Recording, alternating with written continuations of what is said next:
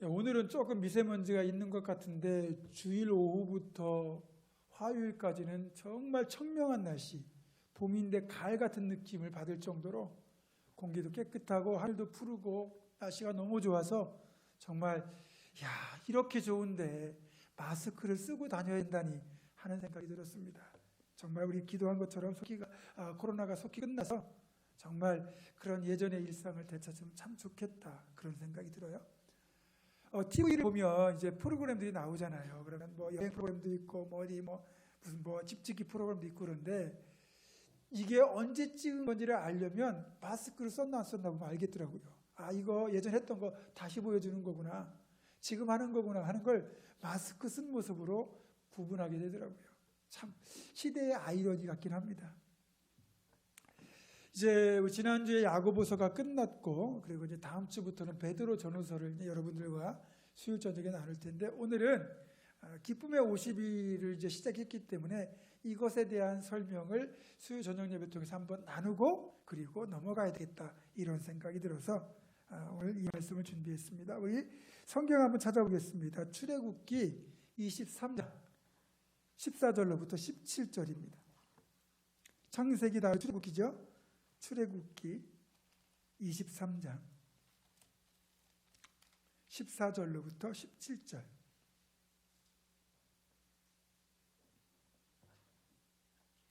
교독합니다. 너는 매년 새로 내게 절기를 지킬지니라.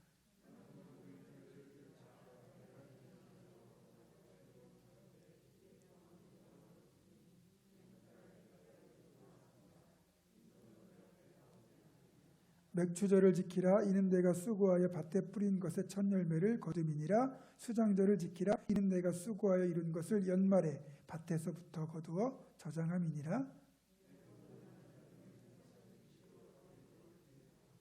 아멘. 구약에는 하나님께서 정해주신 중요한 절기들이 있는데 대표적으로 3개의 절기가 있습니다.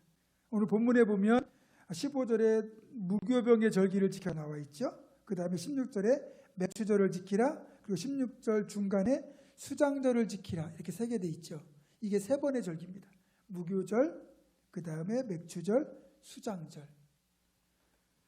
근데 이 무교절은 무교병의 절기는 뭐냐면 무교, 그러니까 없을 무자에 누룩교자입니다. 그러니까 누룩이 없는 병, 떡병자인데, 제가 늘 말씀드리지만 이 성경이 100여 년 전에 120, 30년 전에 처음 만들 때 우리나라는 빵이란 게 없었어요.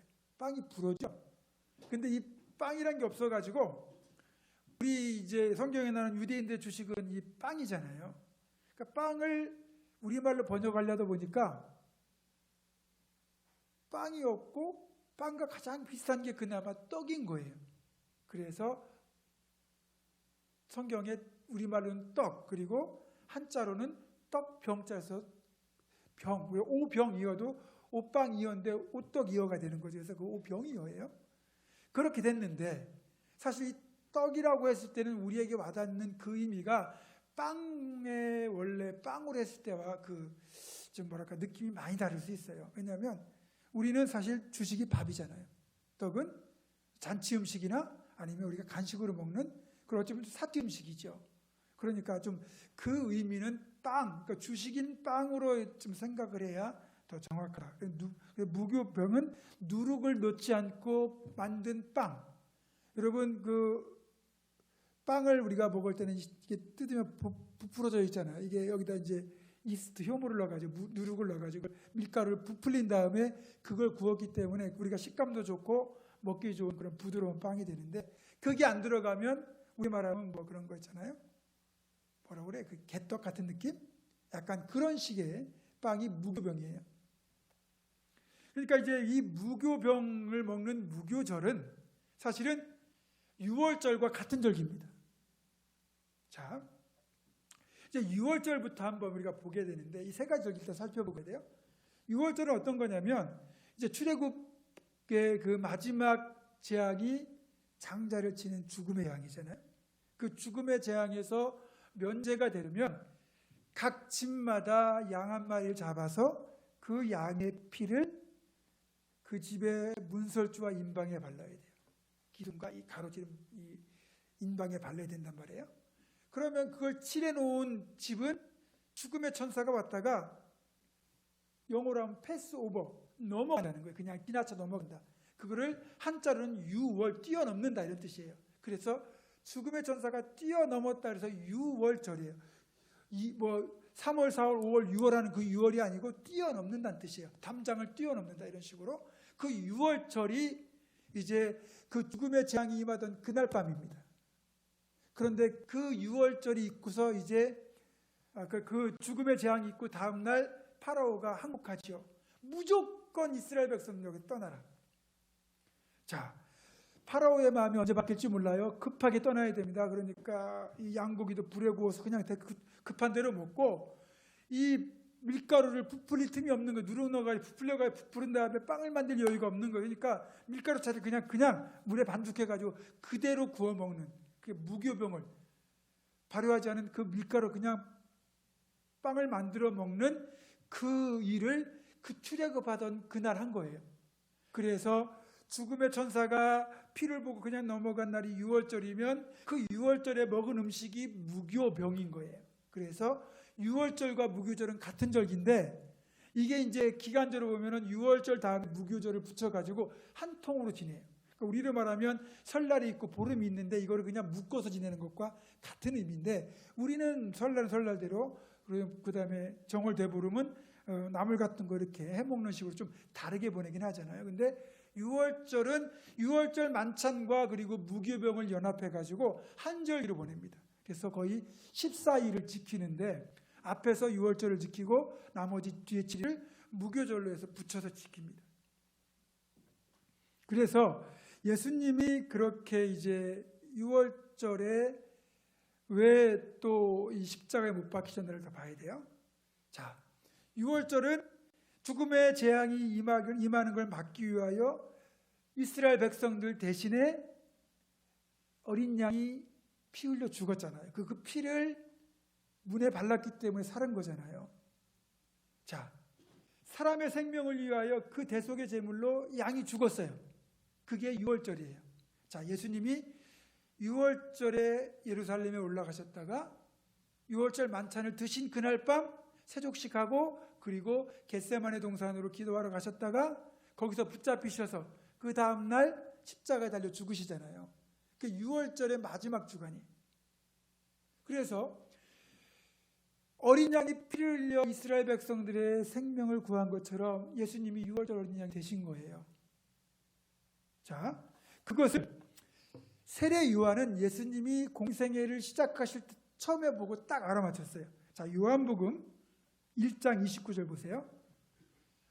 마태, 마가, 누가, 요한복음이요. 요한복음 1장 29절.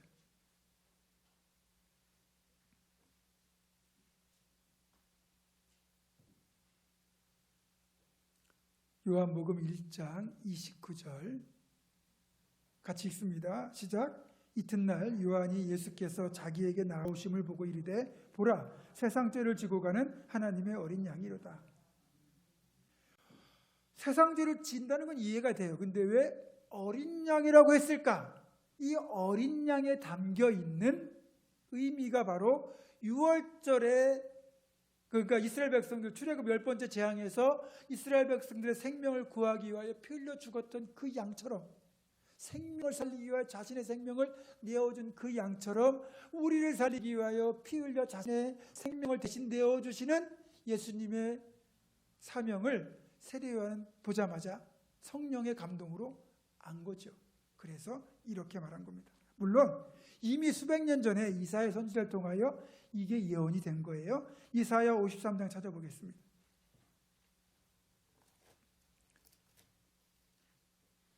구약 1034쪽이에요. 1034쪽 이사야 53장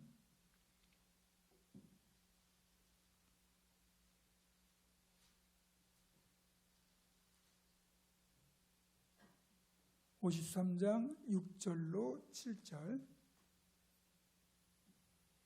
같이 읽겠습니다. 시작.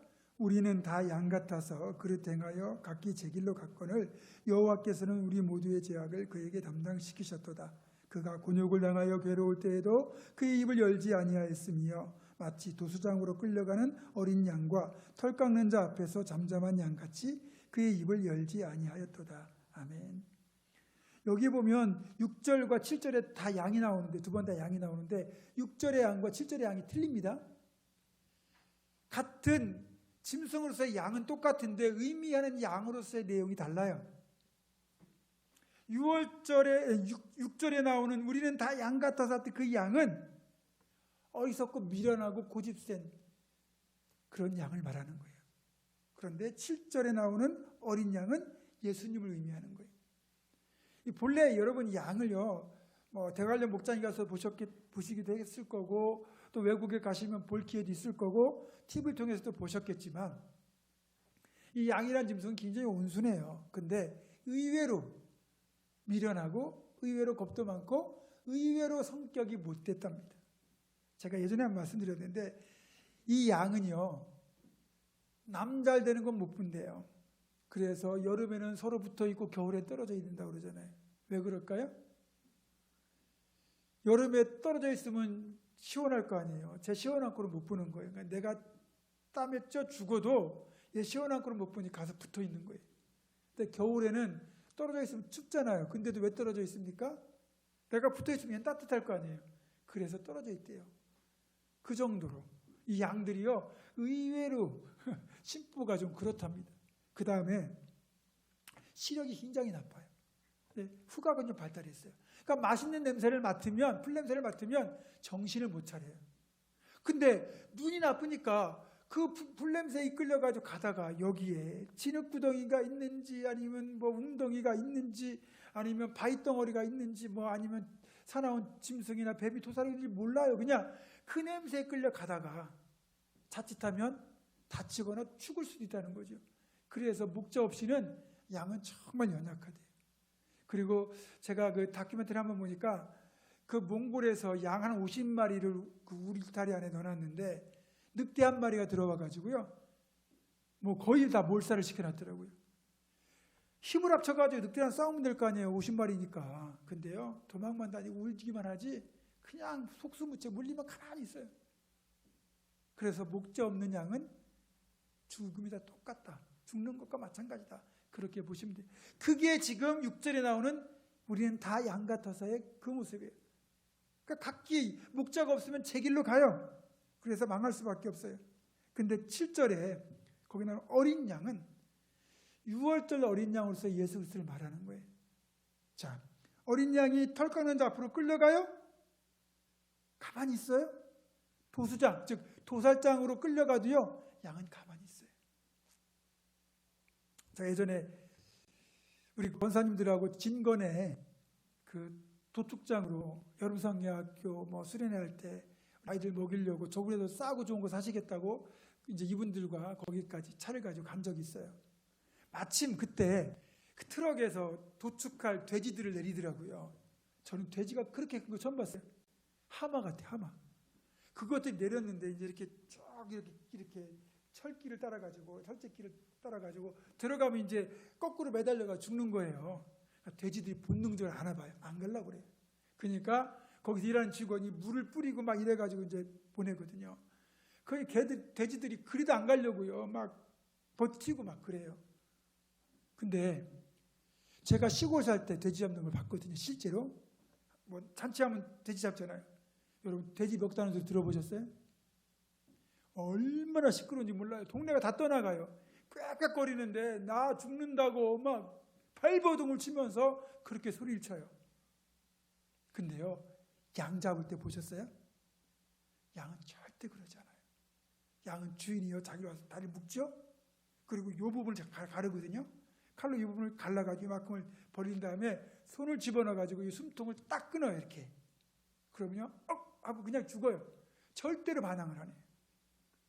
지금 도살장으로 끌려가는 어린 양 같다고 하신 게 뭐냐면, 우리 예수님이 우리를 살리시기 위하여 이렇게 어린 양처럼 그냥 순순히 자신을 내어주셨다, 이 말을 말하는 거예요.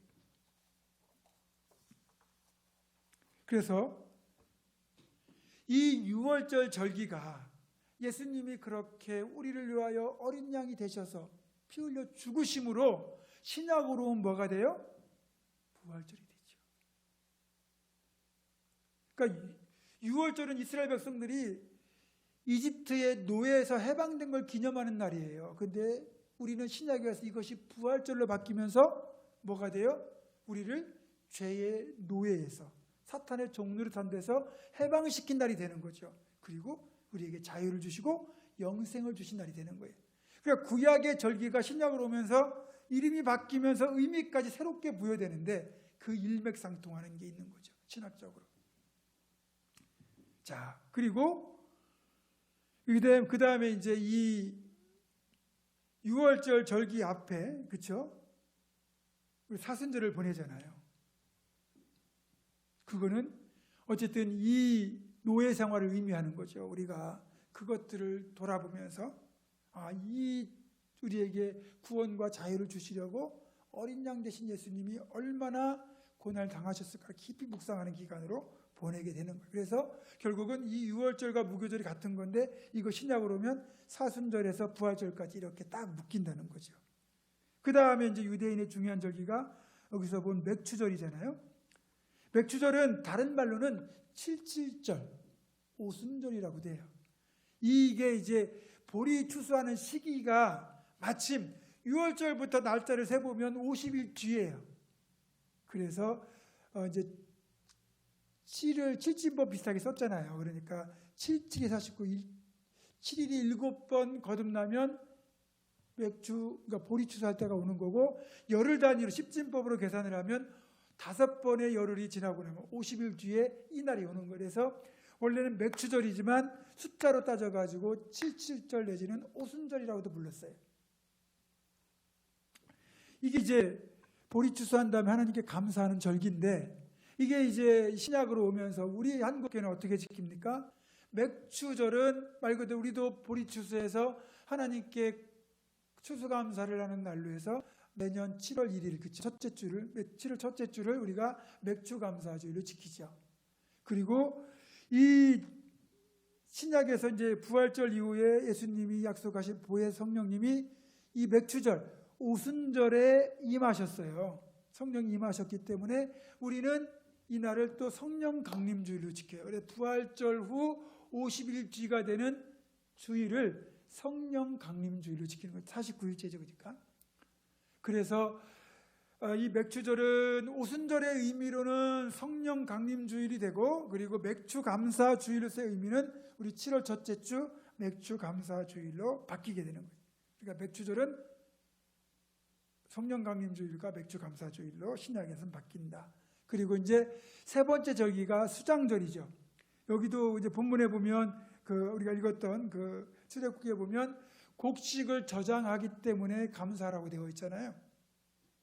이제 맥추 말고, 그러니까 보리 말고 밀이라든지 이런 이제 다른 작물들을 다 수확을 한 뒤에 그 수확한 것들을 창고에 들이는 절기가 수장절이에요. 추수한 것을 저장한다. 그래서 수장절이 되는 건데, 이 수장절과 또 기가 막히게 일치하는 절기가 다른 말로 초막절 또는 장막절이 있어요.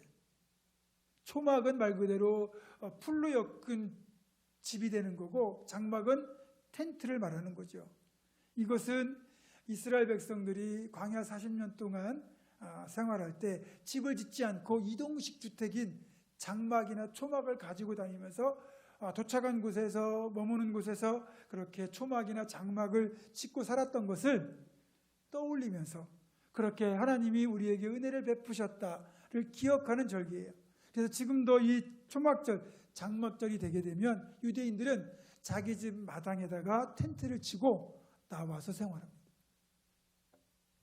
이제 이 수장절은 우리에게는 이제 추수감사 주일로 바뀌게 되는 거죠.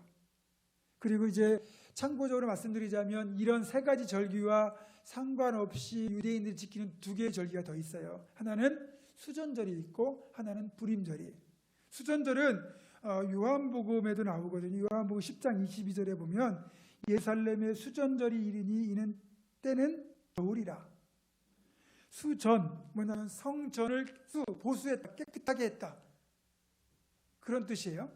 성경에는 이 사건이 안 나오고, 왜냐하면 말라기서와 마태복음 사이에 이 사건이 일어나거든요. 그래서 말라기가 기록되고 마태복음이 기록되기까지는 약 400년간의 역사적 그 공백이 있는데, 이 기간을 이제 신구약 중간기라고 그러거든요. 이 사이에 벌어진 사건이 하나 있어요. 알렉산더 대왕이 이제 영토를 굉장히 넓게 확장을 했잖아요. 그리고 그가 죽은 뒤에 그 이제 알렉산더가 정복했던 지역을 4개의 그 권역으로 나눠 가지고 왕들이 다스리게 됩니다. 그 중에 하나가 시리아 권역이에요.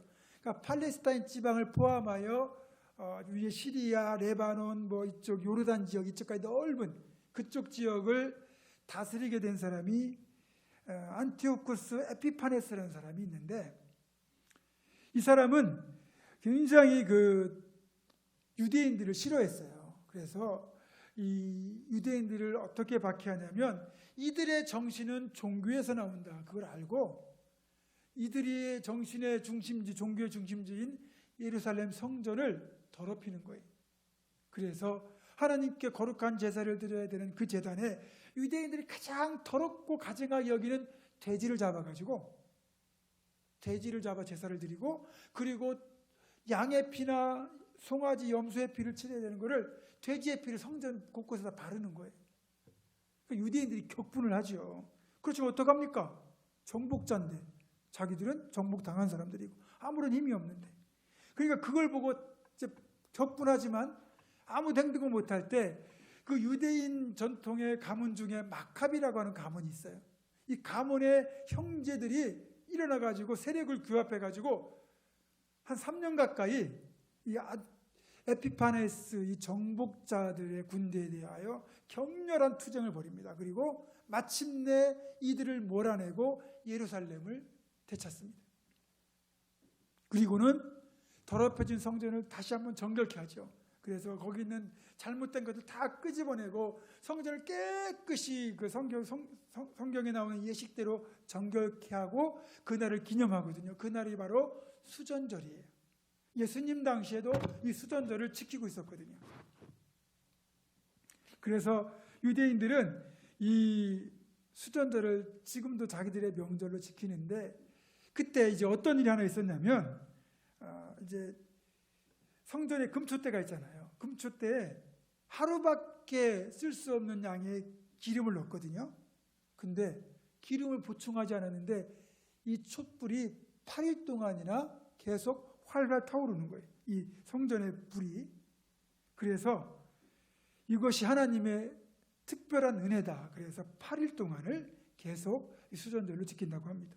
그리고 이제 하나절기가 불임절. 그건 뭐냐면 구약 에스더서에 나오는 그 사건 있죠. 모르드게가 하만이란 총리에게 절하지 않았다는 것 때문에 이 하만이 격분해가지고 알아보니까 모르드게가 유대인이다. 그래서 페르시아 내에 있는 모든 유대인들을 다 죽여버리자. 그런 왕의 허락을 받아내고, 그리고 제비를 뽑아가지고 날짜를 얻거든요. 이 날이 좋겠다. 근데 이제 이 사실을 알게 된 모르드게와 그리고 모르드게의 동생 에스더와 조카 에스더와 그렇게 해가지고 금식하며 기도한 뒤에 하나님 앞에 나아갔을 때 하나님이 놀라운 일을 일으키시죠. 그리고 에스더의 죽으면 죽으리라는 그 각오로 왕 앞에 나아가지고 청원을 하고 결국 상황이 완전히 역전돼가지고 유대인들을 죽이려고 제비 뽑았던 그날에 하만과 하만의 출신 부족인 아말렉 부족이 다 몰살을 당하고, 모르드게를 죽이려던 장대에 하만이 매달리고, 그렇게 완전히 상황이 역전된 그것을 기뻐하며 지키는 날이 불임절인데, 불임은 우리말이 아니고 히브리어로 제비 뽑다는 뜻의 부르에서 온 말이에요. 그래서 역시 유대인들은 이 날을 지키면서 자기들을 지켜주신 하나님의 은혜를 감사하는데, 재미있는 풍습이 있어요. 그게 뭐냐면 불임절이 되면 일종의 씨앗이나 뭐 이런 다른 씨앗을 넣은 삼각형 모양의 과자를 만들어 먹어요. 근데 이 과자의 이름이 하만의 주머니예요. 자기들 죽이려고 했던 하만을 빗대서 만든 이름인데, 자기들을 죽이고 유대인들의 재산을 강탈을 했던 하만의 그런 속을 빗대 가지고 만든 과자를 먹으면서 그를 조롱하고 있는 거죠. 그리고 이날이 되면 형형색색의 분장을 하고 가면을 쓰고 시내를 활보하고 그리고 기쁨의 술을 마신대요. 근데 지금은 그것이 변질돼 가지고 그냥 만취하고 그냥 뭐 그 술주정을 부려도 되는 날로 그렇게 변질되어 있다고 그래요. 자, 어쨌든 제가 이제 길게 이렇게 유대인의 절기에 말씀드렸는데, 이런 유대인의 절기들 신약에 하면 다 의미가 바뀌잖아요. 그런데 이렇게 부활절로부터 성령 강림하시는 오순절까지 이 사이 50일을 이제 기쁨의 50일이라고 불러요. 왜 기쁨의 50일이냐?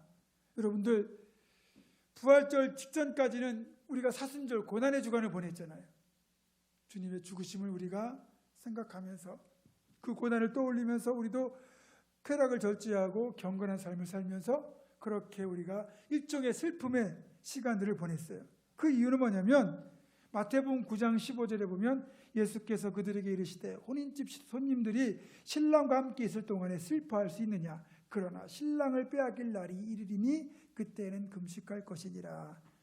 예수님이 이제 식사를 하고 있을 때 바리새인들이 바리새인의 제자들과 세례요의 제자들은 금식하는데 왜 당신의 제자들은 금식하지 않느냐? 이제 그렇게 물었을 때 이 말을 하신 거거든요. 근데 실제로 우리가 부활주일 전날까지는 신랑을 빼앗긴 거잖아요. 신랑 대신 예수님을 빼앗긴 거잖아요. 그러니까 당연히 슬퍼해야 되죠. 그런데 부활의 아침에 우리가 그 잃어버렸던 빼앗겼던 신랑을 되찾잖아요. 나라를 되찾은 것 이상으로 엄청난 기쁨이죠. 그러니 당연히 기뻐해야 되는 거죠. 이 부활의 기쁨, 신랑을 되찾은 기쁨으로 이제 그 주님이 약속하신 성령이 임하시는 그날까지 우리가 기쁨 가운데 살아가라. 그런 의미로 이 기쁨의 50일이라고 우리가 이제 명명하고 이것을 지켜가는 거예요. 자, 주님은요 부활하시고 이 땅에 40일을 더 계셨어요.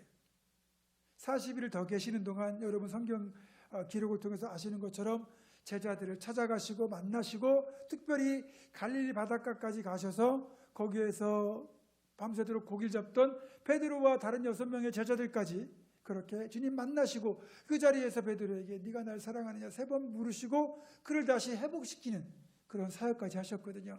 그렇게 부활의 증인들, 복음의 증인들을 세우시는 일을 40일 동안 하시고 이제 감람산에서 하늘로 올라가시거든요. 그러면서 주님 마지막으로 부탁하신 게 그거예요. 너희는 예루살렘을 떠나지 말고 약속하신 바 성령을 기다려라. 자, 그 성령이 오시는 것이 부활의 완성이라는 거죠. 그래서 제자들은 부활의 주님과 40일 동안 기쁨으로 살았어요. 그리고 주님은 비록 승천하셨지만 이제 또 열흘 동안, 그 열흘이 될지 어떻게 될지 몰랐는데 최종적으로 열흘이 된 거죠. 그 열흘 뒤에 오순절날 성령이 임하기까지 그 약속하신 성령을 기쁨으로 기다리면서 기도하면서 그렇게 열흘을 보낸 거예요. 그래서 그 50일이 부활의 기쁨과 성령의 임재를 향한 기대가 가득한 기간으로 그렇게 지키게 된 거죠. 그래서 교회 전통에서는 이 기쁨의 50일 동안에는 심지어는요 무릎 꿇고 기도도 안 했어요. 왜 그럴까요? 여러분 무릎 꿇고 기도하다 보면 무릎이 아프잖아요. 그런 아픔까지도 이 기간에는 느끼지 마라. 그냥 기뻐해라. 즐거워해라. 온전히 즐겨라. 그렇게 말씀하신 거예요. 그리고 이 기쁨의 50일의 대미는 결국 성령의 강림이죠. 그래서 우리가 지금 이제 부활하고 기쁨의 50일 중에 3일을 보낸 건데 우리가 이 기간에 힘써야 될 건 뭐냐면 주님의 부활을 정말 기쁨으로 느끼면서 이제는 나에게 임하실 성령의 임재를 기도하며 기다리는 거예요. 오순절 마가의 다락방에 임하셨던 그 성령의 임재, 그 기쁨을 나에게 주십시오. 그리고 무엇보다 이 부활의 기쁨을 소멸하지 않고 정말 주님의 그 부활의 증인이 되는 그런 삶을 살게 해주십시오. 그렇게 살아가는 거예요. 그리고 화낼 일이 있어도 좀 화 안 내지 말고 그냥 기쁨으로 다 품어주고 용납하고 그렇게 함께 주님의 부활 신랑을 되찾은 그 기쁨 그리고 약속하신 보혜 성령을 기다리는 그 즐거움으로 살아가라고 부탁하신 거예요. 여러분 이제 오순절 성령 강림주의 되기까지는 47일이 남았지만 여러분들 그 기간 동안 여러분들이 각자 기도 생활 또 성령을 사모하는 그런 갈급한 심령으로 열심히 그렇게 믿음 가운데 거하셔서 진짜 여러분의 삶이 기쁨이 가득한 삶으로 온전히 변화되는 그런 축복을 누리기를 주님의 이름으로 축원합니다. 기도하겠습니다. 우리에게 부활의 기쁨을 주시기 위하여 주님이 당하신 그 모진 고난, 6월절 어린 양처럼 자신의 생명을 내어주시고 피 흘려 죽으신 주님의 그 사랑과, 그리고 진정으로 우리에게 부활의 첫 소망이 되셔서 우리에게 영생의 소망과 부활의 기쁨을 주시고 이제는 우리와 함께 하시는 성령님의 임재까지 그렇게 약속해 주신 주님을 바라보며 저희들 이 기쁨의 50일 기간 동안 더 기도하며 더 말씀 보며 기쁨 가운데 주님과 동행하는 복된 삶을 살아내게 하여 주시옵소서. 예수님의 이름으로 기도드립니다. 아멘.